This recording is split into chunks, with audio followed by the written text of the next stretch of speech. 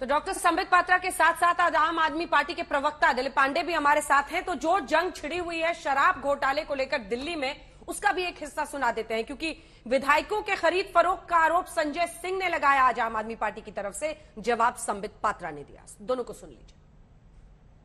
जो प्रयास उन्होंने दिल्ली के उप मुख्यमंत्री मनीष सिसोदिया के ऊपर किया, जो प्रयास सीबीआई का इस्तेमाल करके फर्जी मुकदमा लिख के मनीष सिसोदिया को तोड़ने का किया, वो प्रयास अब दिल्ली के विधायकों के ऊपर शुरू हो गया है। भारतीय जनता पार्टी में जो इनसे संपर्क के लोग हैं, वो इनसे मिलने आते हैं, इनसे जिनका मित्रवत संबंध है, और धमकी भरे शब्दों में कहते हैं 20 करोड़ का ऑफर है, ले लो, वरना जैसे मनीष सिसोदिया पे सीबीआई छोड़ दी, जैसे मनीष सिसोदिया पे ईडी छोड़ दी, जैसे मनीष सिसोदिया पर फर्जी मुकदमे लगा दिए, ऐसे ही तुम्हारे ऊपर फर्जी मुकदमे लगा दिए जाएंगे। जिस प्रकार की बौखलाहट आम आदमी पार्टी में विगत कुछ दिनों से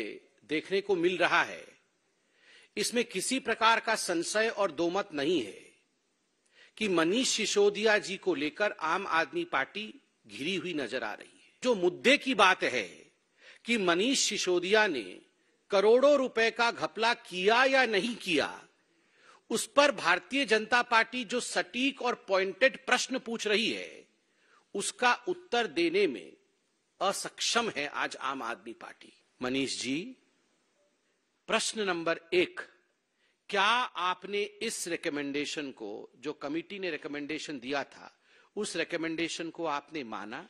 क्या होलसेल का काम आपने सरकार के पास रखा? नहीं रखा। आपने इसे प्राइवेट प्लेयर्स को दिया, ये होलसेल का काम, यह भी बिना टेंडर किए दिया। कोई टेंडर प्रोसेस फॉलो नहीं किया, बस यारों को दे दिया। रेवड़ी बट रही थी, तुम मेरे यार हो, ये ले जाओ। चलिए अब चर्चा की शुरुआत करते हैं। दिल्ली में घपलाए शराब, बीजेपी वर्सेस आप पर बाद में आएंगे, लेकिन डॉक्टर संबित पात्रा शुरुआत बिहार से करते हैं, झारखंड से करते हैं। तेजस्वी यादव कह रहे हैं कि जब जब बीजेपी हारती है, अपने तीनों जमाइयों को आगे करती है, CBI, ED, income tax. Doctor Patra, देखिए, अगर घर में आप भ्रष्टाचार भ्रष्टाचार और भ्रष्टाचार पालेंगे तो स्वाभाविक है उनका विवाह सीबीआई, ईडी और आईटी से ही होगा। अगर भ्रष्टाचार नहीं पालिएगा तो ईडी, सीबीआई और आईटी क्यों आएगा? और इसमें कोई दोमत नहीं है। लालू प्रसाद यादव जी की राजनीति कैसी रही थी, उसके लिए बहुत बड़ा डिबेट करने की अंजना जी कोई आवश्यकता नहीं है। हर कोई जानता है चारा घोटाले के, देखिए यहाँ तो बड़े बड़े घोटाले की बात हो रही है। चारा घोटाला हिंदुस्तान का एक सबसे बड़ा नमूना था, जिसमें गाय, बकरी, भैंस, मुर्गा, मुर्गी, किसी के भी चारे को छोड़ा नहीं गया।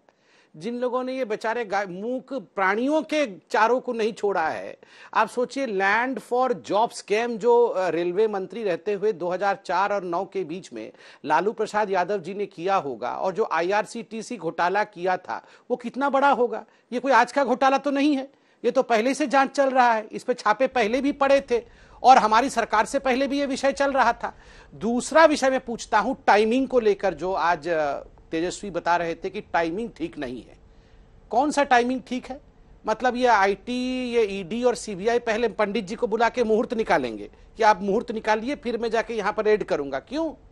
मतलब कभी पंचायत चुनाव होता है तो वो टाइमिंग ठीक नहीं है, कभी सरपंच चुनाव होता है तो वो टाइमिंग ठीक नहीं है, विधानसभा चुनाव होगा तो वो टाइमिंग ठीक नहीं है, संसद चुनाव होगा तो वो टाइमिंग ठीक नहीं है, यहां सदन के पटल के ऊपर आपका बहुमत साबित करना होगा, वो टाइमिंग ठीक नहीं है। आप मुझे बता दीजिए कि हिंदुस्तान में कौन सा ऐसा टाइमिंग है, कौन सा ऐसा मुहूर्त है जिसमें लालू प्रसाद यादव जी के जो एसोसिएट हैं, जो जुड़े हुए थे भ्रष्टाचार के साथ, उनके ऊपर अगर रेड डलेगा तो वो टाइमिंग ठीक होगा।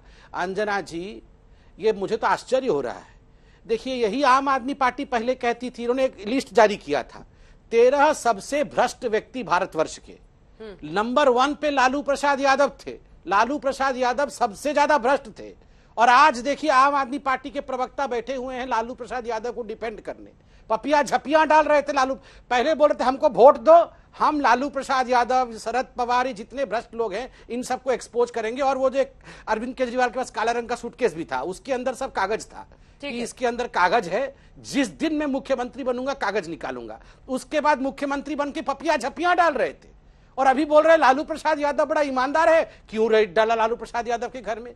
उस समय कहते थे ये सब मिले हुए हैं जी, ये किसी के घर में रेड नहीं डालेंगे क्योंकि सब एक हैं।